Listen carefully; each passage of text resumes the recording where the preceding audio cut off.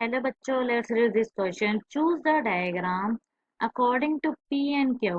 P and Q के according हमने diagram को चूज करना है। जैसे पी और क्यू में दे रखा है, तो किसमें जो गायनोशियम हमें दिख रहा है यानी कि फीमेल रिप्रोडक्टिव पार्ट, वो कैसा है? फ्यूज है, मल्टीकार्पल है, मोनोकार्पल है, ये सबको देख के हमने सब ये जो ऑप्शन है करेक्ट ऑप्शन पे हमने क्लिक करना है। तो यहाँ पे हम हमारा जो की कॉन्सेप्ट है वो है गायनोशियम, क्योंकि हम गाइनोशियम फीमेल रिप्रोडक्टिव पार्ट जो है फ्लावर, उसके बारे में ओवरऑल स्टडी कर रहे हैं।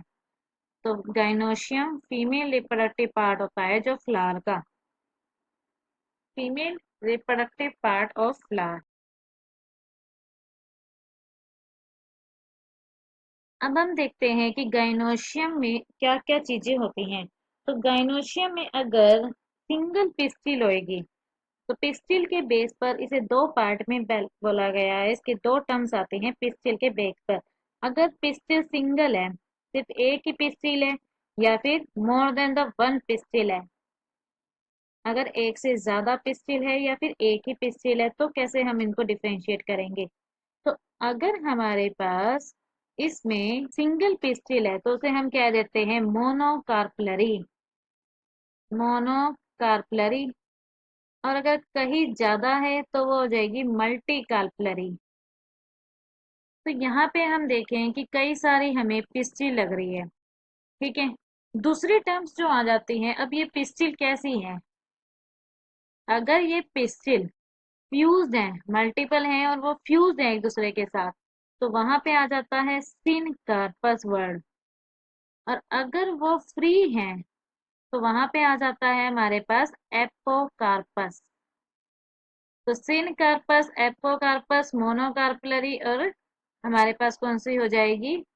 सिन कार्पस, एपोकार्पस, मोनोकार्पलरी और मल्टीकार्पलरी। तो यहाँ पे हम देखें डायग्राम के अंदर, जो डायग्राम हमें पी और क्यू का दे रखा है, तो यहाँ पे पी को हम देखते हैं। पी तो सबसे पहले जो डायग्राम है वो पिस्टिल दिखाई गई है किसकी? पेपेवर सोमनीफेरम की। तो यहाँ पे हम पेपेवर की लिख लेते हैं, मेनली पेपेवर की हमें पिस्टिल दिखाई गई है। तो इसमें क्या है, देखिए इसकी जो कार्पलर है वो क्या है? मल्टीपल कार्पल लग रहे हैं और एक दूसरे के साथ फ्यूज लग रहे हैं। तो इसमें क्या आ जाएगा? एक तो मल्टी कार्पलरी, और वो फ्यूज्ड है। फ्यूज तो हमें क्या आ जाता है? हमने फ्यूज के लिए वर्ड कौन सा यूज किया? Syncarpous.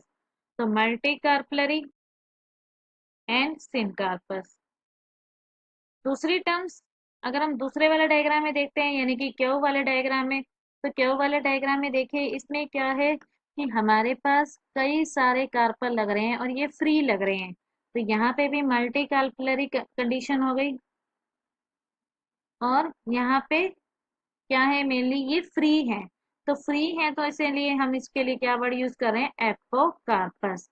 तो आप ये देखिए कि मल्टी कार्पलरी होना चाहिए। मल्टी कार्पलरी बी और सी में आ रहा है, ठीक है। उसमें हमने देख रहे हैं कि सिन कार्पस इसमें आ रहा है, मल्टी कार्पलेट एपोकार्पस। तो बी ऑप्शन जो होगा वो हमारा करेक्ट ऑप्शन होगा। तो ये हमने टर्म्स क्लियर हो गई हैं। आई होप आपको ये समझ में आ गया होगा बी ऑप्शन हमारा करेक्ट ऑप्शन क्यों है। All the best.